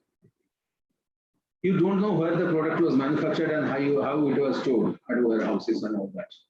Whether the supplier is authorized and qualified to discuss medical products. This is, I'm talking about global websites. So whether this medical product is appropriate for you because you are asking for it, or whether it may have a drug-drug interaction, you don't know. And spurious COVID-19 drugs, it has been observed, even in India, spurious remdesivir, steroids. I heard something about 5-habit flu. I have not in somewhere. So it was not. I'm not sure about it. And also, some of them told me that someone was requiring, a few 2-3 months back, someone was requiring tocilizumab, which was prescribed. So then I took up with a big wholesaler. He says tocilizumab is not available in India. Forget it. Everybody is offering it. He is offering it spurious. So don't go for it. It is imported. It is yet to come to land in India by the importing company. Then only you can get it. So forget it. Don't get confused with this tocilizumab, and doctors also know it, and they are just people with COVID. They are just writing this prescription and moving him here and there with the money and all that, just harassing them. That's the thing. And your Calcutta, you have that injecting spurious COVID vaccine. So now, have you any idea about the deep web or dark web? It is basically all the internet, all the programs, what we are doing right now, all our emails, all our search engines, what we do, this total internet world is called the clear web or surface web. This is very small in consideration to the total internet world. So this dark, there is a deep web and there is a dark web. Dark web is a small part of the deep web. It is more deep actually. And it is like an iceberg. Actually, you know, iceberg actually floats. The part above the water on the ocean is basically, I think, 1/12 part of that due to specific gravity, and the 1/12 part of the ice is actually visible. The rest is below water. You cannot see it. So it is so big. So it is deep web is like that only. So it is not searchable by any Google, Yahoo, or whatever search engine you apply this. So, and they require a specific software to access. And this deep web is estimated to be not less than 96% of the total web world. So what we are operating is a very small internet. And clandestine and criminal operators, they channelize this narcotic and falsified drugs. And earlier they were only doing this narcotic drugs. But now they have come into the narcotic drugs in different countries are taking a very hard look, and they are putting some people into jail and they are not coming out. Actually, in India also, it is not less than 10 years jail for doing any selling any narcotic drug and all that. So very huge penalty is there. So some of the operators have channelized this spurious and substandard drugs, because they are having a considerable profit on those things. So the international illegal commerce. So this money is their money exchanges doing through cryptocurrencies and all these things. I don't know much of it actually, but once I attended one program workshop for 3 days organized by Interpol together with CBI. So that way I came to know about these things. And these type of vendors, they sold remdesivir, hydroxychloroquine, any COVID-19 antidote, Sera, and they have even offered to sell oxygen concentrators. Oxygen ventilators. Yes.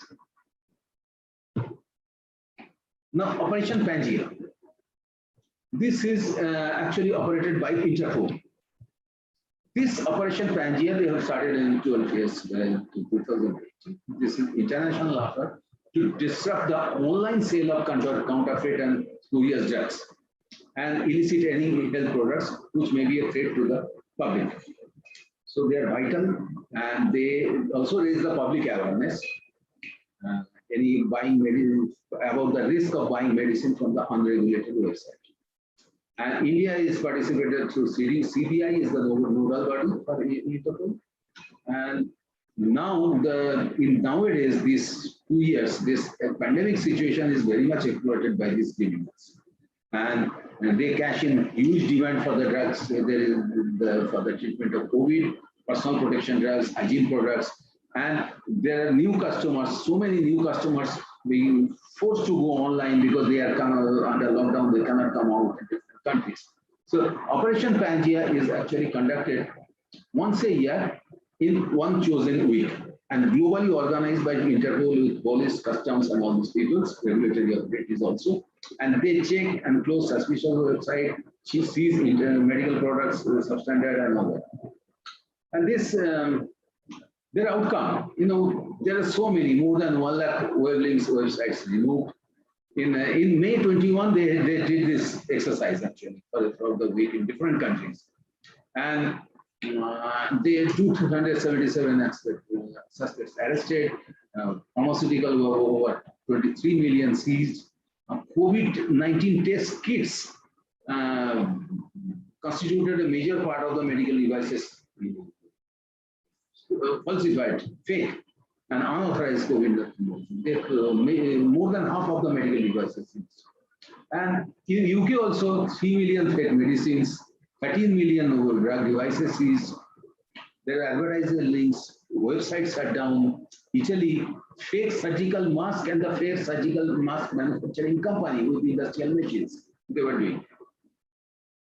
Not all masks are N95 masks, So all these globally 9 million medical devices and pharmaceuticals. And they are concealed in very peculiar, in some toys, in jewelry, in food, in baby products, all these things are there. And they have hypnotic, sedative, erectile dysfunction pills, anabolic steroids, analgesics, take medical devices like, like COVID test kits, masks, catheters, etc. This is Operation Pangea. This is going on by this people, police and the Interpol in some countries. This is in their website, you will find this Interpol. See, in baked beans, tin of baked beans, they have the tablets. And this actually, COVID-19 home test, this is a fake test found in Thailand. So these are the drug seized, actually. And now, as I said, they create this, Interpol create this public awareness also. So they say that you cannot find a legitimate approved COVID-19 vaccine on the internet. No country in the world has allowed any internet selling or any chemist shop selling of COVID-19 vaccine, any COVID-19 vaccine. So anyone ordering or getting any COVID-19 vaccine from online will be getting a fake product. That's the thing. So it is their actually poster. Now, caution for the consumers in respect of websites. I will say that this is spam mails. Do not have any authenticity verification logo. There could be spelling error. They do not have any physical address or do not have any landline, because mobile could be anywhere. You know, this is nothing. But landline is very important, and they do not have any physical address. They do not show it. So that's the problem, and also the price drop. So you must be aware of it. But you know, this checklist of if you purchase online, again, it is likely what you check in the sort of offline directly from the chemist shops if you buy. So check with what you order and what you get. Good condition packaging. What is the look of the field? Whether there is any bad smell? Whether there is any security seal, any custom clearance declaration or anything. Batch number, expiry date, tallying with the inner packaging and outer packaging, and there is spelling mistake, and any unusual activity on your card, any spending more if you find the debit or credit card used by you for the purchase. So now I'm telling about the Indian legal scenario at present. The present drug rules, under this present drug rules, you need a prescription in original to produce before the chemist for the sale of a prescription drug, means schedule H, H1, and the dispensation session has to take place from a licensed chemist shop under the supervision of a registered pharmacist. This is the rule. And in COVID-19 situation in 2020, there was a government allowed actually notification that home delivery of medicine, because there was still a heavy lockdown, the medicines home delivery was allowed for any chronic patient or anything. As of now, there is no law in force for online sale of drugs, and it is not permitted under the Drug and Cosmetics Act. Only there is a draft notification which was published in 2018, and government, it was not final notification, and there are requirements of how to register it, what are the conditions to be maintained, what are the requirements for operating the same in the proposed draft rules. I am not going to discuss this draft rule because the main rule which will come, that may need a discussion, because there may be some changes even. And there may be, not only the drug rules, we need to amend the Pharmacy Act, the Pharmacy Practice Regulations, Indian Medical, so many other acts, DMR, this drug and magic remedies, all these things have to be all this, they have to be also amended. Now, doubts and objections to the e-pharmacy. I have tried once to buy a medicine from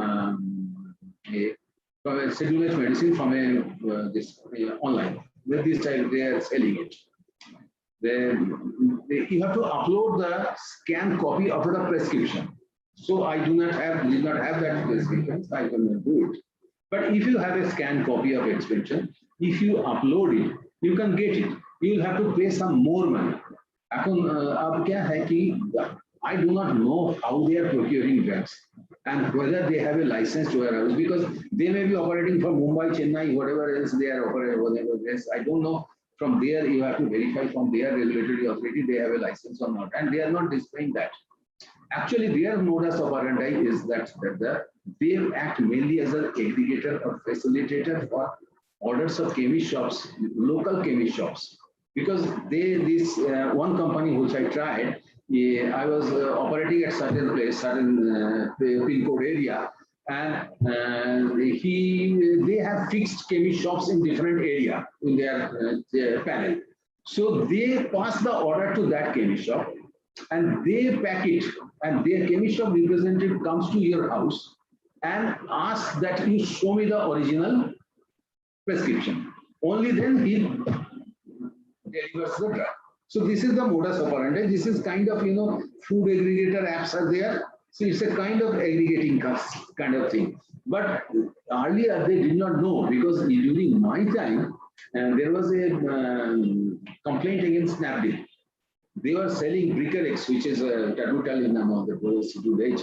Of course, through another company, they were just having that portal. So through another company, actual supply was made. So the complaint came, I forwarded it to the FDA, and the FDA commissioner then initiated action, and they had prosecuted this Snapdeal. I don't know what happened to them. So this type of things are there. So they are also very much cautious that they are not going into this. But still, I have a question which comes to my mind, because as per Dragon Cosmetics Act, the offer for sale is also requires a license. But what they are offering, so that I don't know how they are operating and all that. Yeah, we get to study those things. So that, but brick and mortar chemists, those who are actual chemist shops and the distributors, and they are about 8 lakhs in the total country. They are very much against. They have submitted a lot of representations and a lot of areas, forums, and all that they have submitted. That actually their business is threatened. So they are submitting that they may have disastrous consequences if you allow these big companies. But however, I think that big companies are the reality, because Tata has got one company, and so some big players are coming also. Maybe Ambani's will also, Reliance will also bring a company like that. So, but suitable law has to be there. So this law and anti-productive law and all that. So this these organizations, All India Organization of Chemists and Druggists, Tamil Nadu Association, Pharmaceutical Association, even IMA also objected to this the online pharmacies. Now I am coming to the little bit chemist. I have come to the almost end of my presentation, except the discussion on some spurious drugs, actual cases. Now it is some screening technologies have been developed to screen either at the market or at the laboratory, or some field screening technology, something like that they just come. And these are very useful for checking any movement at the border and the border areas and all that, any import, export, kind of one. Low and middle income countries, they are very useful. And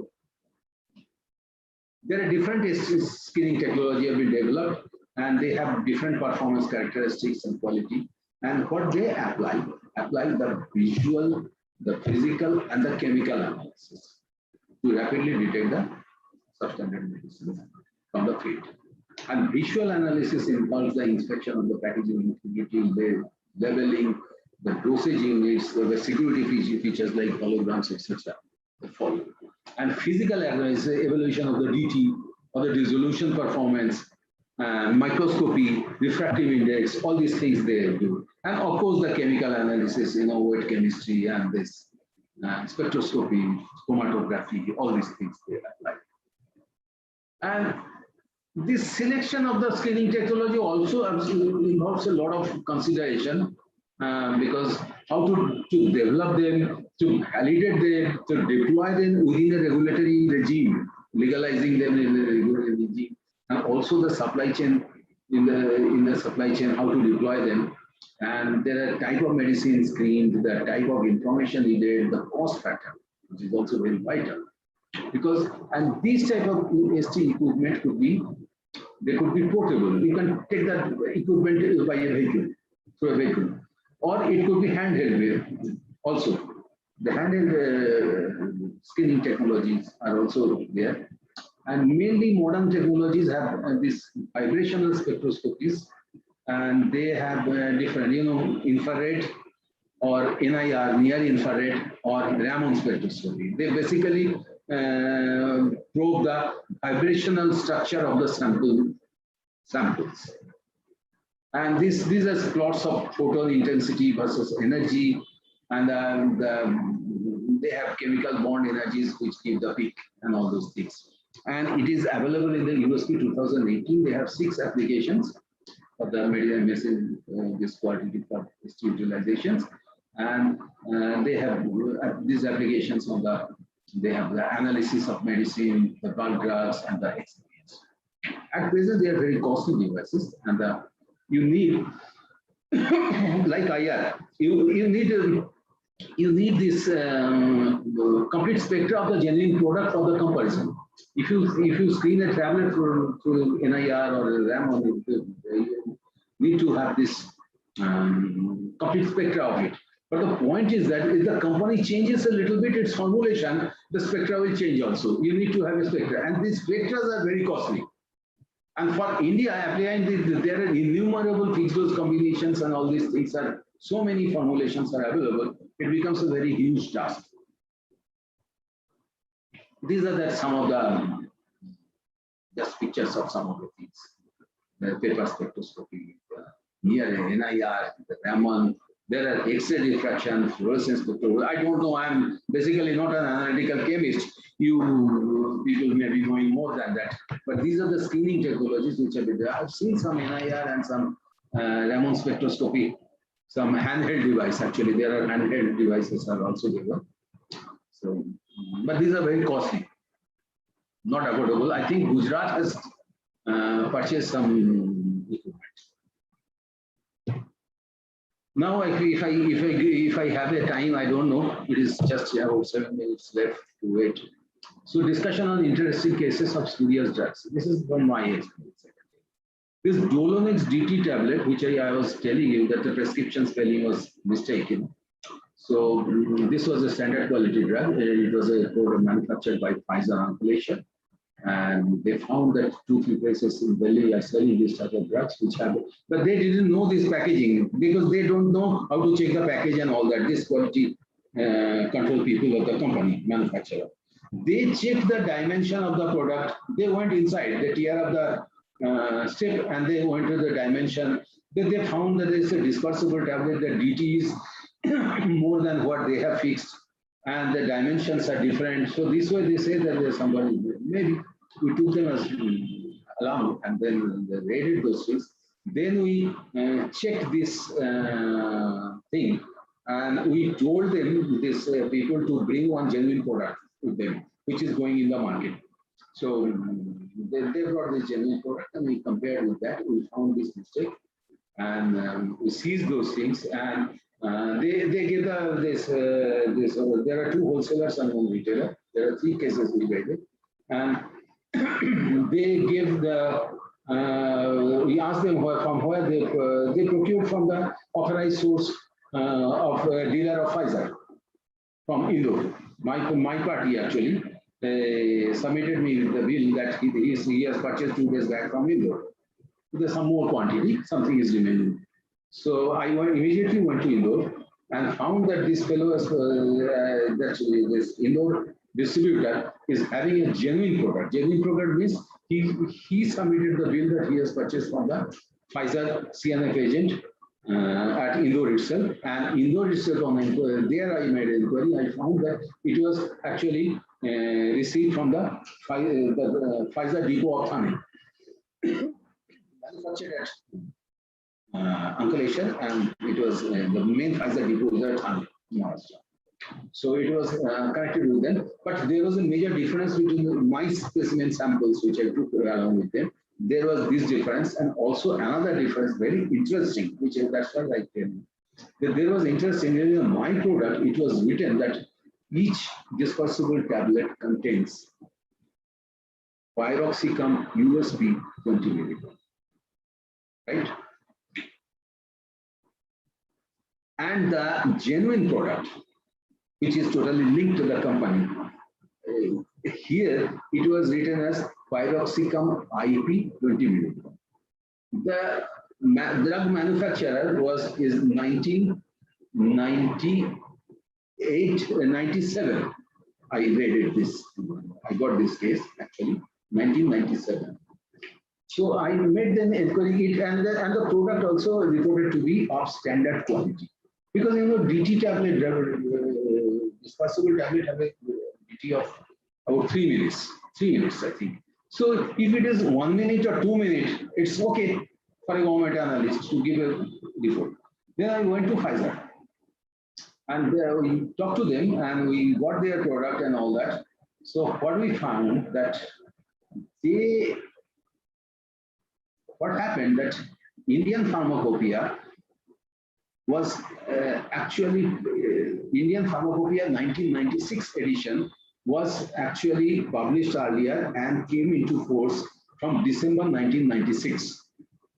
And from December, actually Pfizer changed their all labelings and all that, strip packaging and labels and cartons and all these things. They changed from a particular batch from December manufacturing. Before that, they were manufacturing as pyroxicam USP.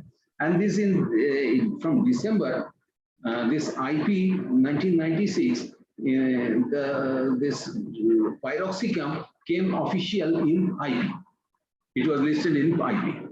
So they manufactured according to, because in India, if it is in IP, you have to manufacture in IP, method claiming to be an IP justification. So previously they were making it under this USP. So that's the thing. So I checked it, and then launched a prosecution against them, and I eventually owned it, because this was a very difficult case, because this anyway, the company, the collection unit was also closed down, and this analytical in charge and this company, they got transferred and all that. So anyway, they deposed also before us, and showing the difference and all that for my case. So, and another is the Gramoneg. It was a rather easier case because it has got nalidixic acid. So this nalidixic, it was manufactured in Delhi by Delhi-based company. So in a wholesale market of Bhagirat Palace, I took this sample from a dealer who is basically who was selling, who sold most of his products. He had a manufacturer at Haryana, and he was selling those generic products in Bhagirat Palace wholesale market. But I found this Gramoneg. It looked unusual because he was not known to be keeping this different big companies' product. So I took that sample and I sent it to the laboratory, and this was actually I was threatened and offered some money also, but I could not agree to those things. So it was reported to be spurious because it has failed in identification of nalidixic acid.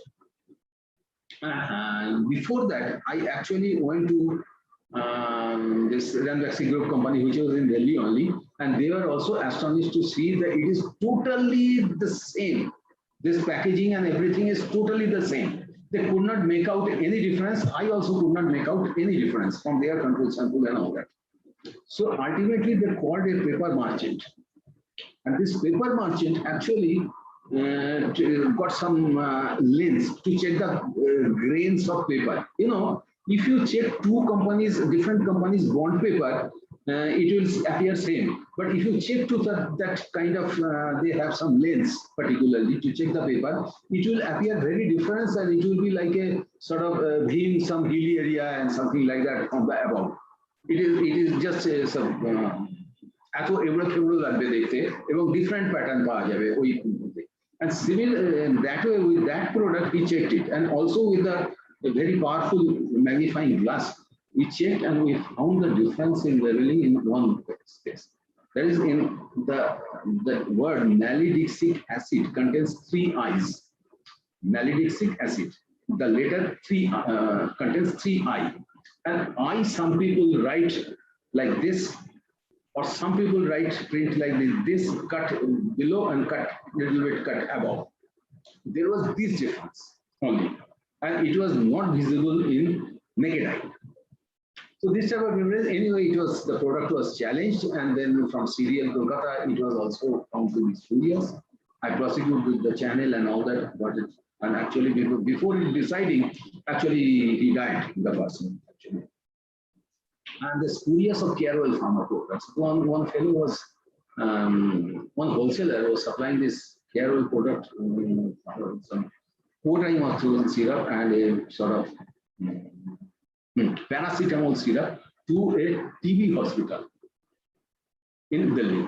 And this was for children actually, syrup, cotrimoxazole syrup and paracetamol syrup. It's a peculiar thing is that 150 milligram per 5 ml. Paracetamol normally is syrup, cosin syrup and all those things are basically, you'll find almost 125 milligram per 5 ml. I don't know why hospital intended this 150 milligram 5 ml. So they raised the objection. All these payments have been made by them, some 1,500 bottles each were purchased. After some time, they raised objection that this product is manufactured is showing that it is manufactured in November 2003, but it was supplied to us 6 months before that in March 2003. How did it happen? So he wrote to the wholesaler supplier, who was in turn a company company appointed. He was a representative of this Carol Pharma, which was located in Chennai. So he said that I have companies later that they instead of November 2002 and sold in March 2003, he just printed November 2003. It's a printing mistake and all that. We wrote to the Tamil Nadu draft notary. He said it is totally fake. This we have inquired. So this fellow has not supplied any product to this wholesaler, the US wholesaler supplier. And actually, they had a sort of. I went to Chennai. I seized those stocks and all that. Take samples also. Went to Chennai, verified that they have not checked. It was a forged invoice and forged. They were having the letterpad and letterhead they copied and forged. One particular thing is that they put a computer-generated label on the strips, on the bottle. It's a black and white kind of printed label, and even the cotrimoxazole, actually being a Schedule H drug, it has a red line on the left side from top to bottom. So it's a red line, perpendicular red line. So it is also black line. So I seized it.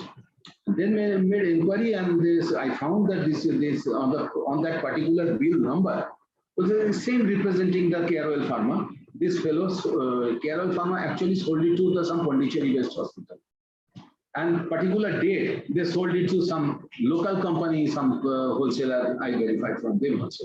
Then I came to then the report came. Report this cotrimoxazole is found to be standard quality, because he replaced those products with any other company's products. He had a difference, and he had this agreement between the manufacturer and the wholesaler. The supplier was terminated actually, say due to some dispute and all that. And getting that order, he collected those things from some other company and re-labeled it, removed all the label and re-labeled it by the help of computer and all that. He labeled that way. But what major mistake he made, what I observed is, he wrote that Carol Pharma Madras. Before our childhood, Calcutta has turned into Kolkata. This Bombay has become Mumbai, and the Madras has changed to Chennai. So nobody in Chennai will write Madras in their label. So it was clearly a spurious drug. A lot of verification I made, and I ultimately launched the prosecution. And what happened that this paracetamol syrup claimed was 150 milligram 5 ml per 5 ml. It was a good quality product because it was in respect of 125 milligram per 5 ml claim, because it was found to be 128 milligram. But it failed as per the label claim. So that way it became a substandard, because he got only 125 milligram per 5 ml. And on the ROPP cap there was another company logo, and that company was existing in Indore.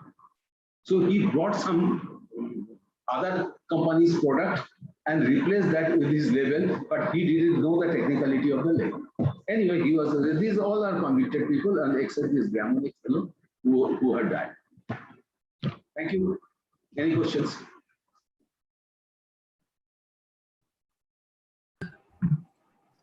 Thank you.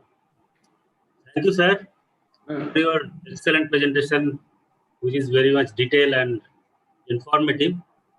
And you have explained your direct experience. So, could you please check the Q&A box? There is a lot of questions are there. So, I think question and answer given is 6, something like that. yes. You can pick up a question and, sir, you can explain. Can it control the offense? I don't know. Devabrata Ghosh is asking that, can it control offense on section 18? In the section 18, there is A, A1, C, B. There are a lot of sections. Because I have this raga to brief, so you cannot say generally what you can control offense at section 18. If you are, you have to be more specific. And of course, you can control any contravention of that. So if you conduct a raid and if you take a rigorous sampling and testing and quick testing and all that, and any a kind of raid. So you used to, there is a Bhagirath Palace market, we used to raid maybe 10 places, 20 drug inspectors went there at a time. And we conduct the raid and we take the sample, whatever comes to our mind and whatever we feel. So we take the sample, test it, and sometimes some samples become substandard, some samples become, and this cannot submit the bill, so that there may be 2 years things. And this way, some certain not of substandard things are there. And if you can get these things, and also from the chemist shop samples, if you know that they have supplied these products from the dealer at Bali market, immediately raid them, catch them, and then they seize the products. And seizing is not a problem. If you seize it, you can return it legally also. There is no problem. And you can freeze it for 50 days also, for a drug inspector, actually. The next question from Jyotirmoy Panda. He suggested that presence of pharmacist in a pharmacy may reduce the presence of substandard drug. Qualified pharmacist in the pharmacy, if appointed, if the pharmacist are always present in the pharmacy, qualified pharmacist, that may reduce the presence of substandard drug. That may reduce, of course, but if the pharmacist is not ethical, it can lead to things. I have seen 2 brothers who are B firms, and who the elder brother B firm was having a manufacturing company in Delhi, who used to manufacture the spurious drugs, and the younger brother was a dealer of who was a conduit of spurious drugs in Bhagirath Palace wholesale market. So presence of pharmacists is not the only solution, but I think the strict enforcement is the main thing. Of course, presence of pharmacists is a prerequisite for operating any chemist shop. Another question: after so many years of enactment of Drug Cosmetic Act and rules, still we are failing to implement the rule of 65 in retail pharmacy. Rigorous inspections of the retail shops are required. Actually, legally one can inspect at least once a year for all chemist shops. So you need more drug inspectors who work dedicatedly and who will inspect. And sorry to say what about, because I also belong to Calcutta. So belonged actually, now I live in Delhi. I have seen that the chemists have the idea that they take a license of a pharmacist. And the pharmacist doing a MR job or some other chemist and all that, they just get themselves registered and all that. And so my proposal will be, if you find such pharmacies going on, and some pharmacies, even in Delhi, I found that he has passed diploma or degree and doing MPharm. I have told him that I am going to write to your college that you are in your full-time MPharm, you are getting some fellowship or something, and you are earning a cut money from this, giving you a license name. So I am going to write it or you leave it. You leave it right now. You write to me that I am leaving, I have left this company. And I put that and cut the name. And I ask the pharmacy to stop it, stop business, otherwise appointed any other pharmacist. So there is a pharmacy register also. If you have an online sort of portal in Delhi, it has that all the chemists are there, and you have this all the chemists are there, and you have this the name of pharmacist is there. So one place it is cutting, so another place he is joining. So this type of things are there, and if he has joined two places, you can catch hold of him with the registration number and all that, and you can write to the pharmacy council to delete his name. Thank you, sir. The last question asked by Hassan Reza, he suggested that can we have a book, like you have discussed many case studies, books dealing with case studies like you discussed, for pharmaceutical jurisprudence for UG student pharmacy along with learning laws. He is asking to include all the case studies in the books so that it can help the students to learn all these things. Okay, let me tell you, these are very specialized things. Actually, there are, in drug cases, there is a book called Drug Cases. There are several volumes of that. In the lawyer's chamber, you will find so many cases, and those lawyers, advocates who are dealing drug cases, they subscribe those things, and they take those things, and whatever decisions are coming in various courts in the country, so they have those type of books, and they cite those drug cases to propagate their point of view before the judges.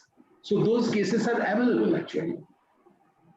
Thank you. But they are not in pharmacy college, and it is difficult to go through those type of books. Only those who are actively doing this, either drug inspector's job or those who are in the legal side, and those who are maybe additionally, a lot of people pass LLB also.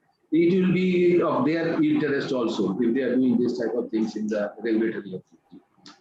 Thank you for sharing your experience, direct experience to our participant and with us. Now, I would request our Director, Sir, Professor Purnameswar Chakraborty, to sum up and conclude this. Sir. Thank you, Dr. Hussain. And thank you, Dr. Sudipto De, for your elaborative, extensive ideas, experience, and the interaction of our faculty people.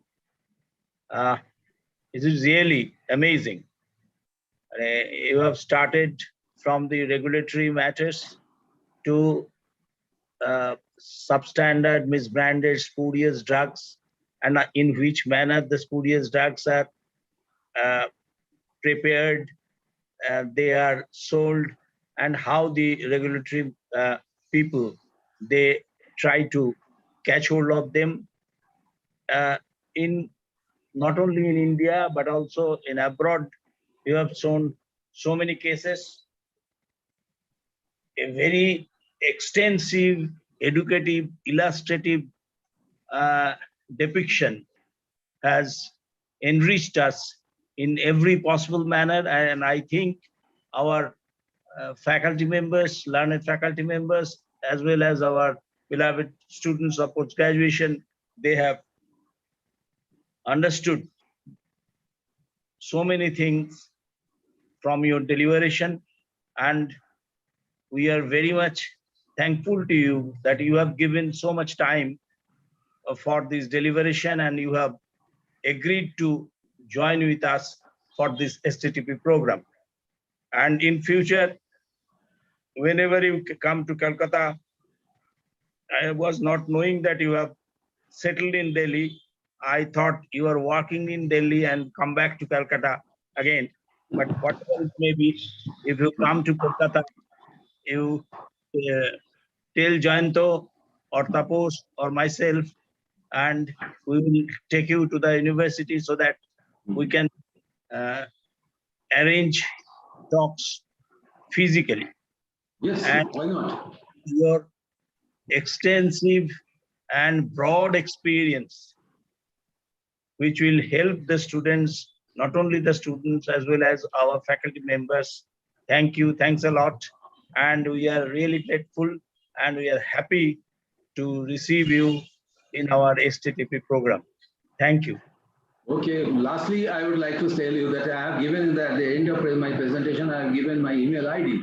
If any query is there, still anybody has some query after some time and thinking about the presentation, I would request you to you may distribute the presentation to among all the participants. There is no problem. This is for the information sharing for that.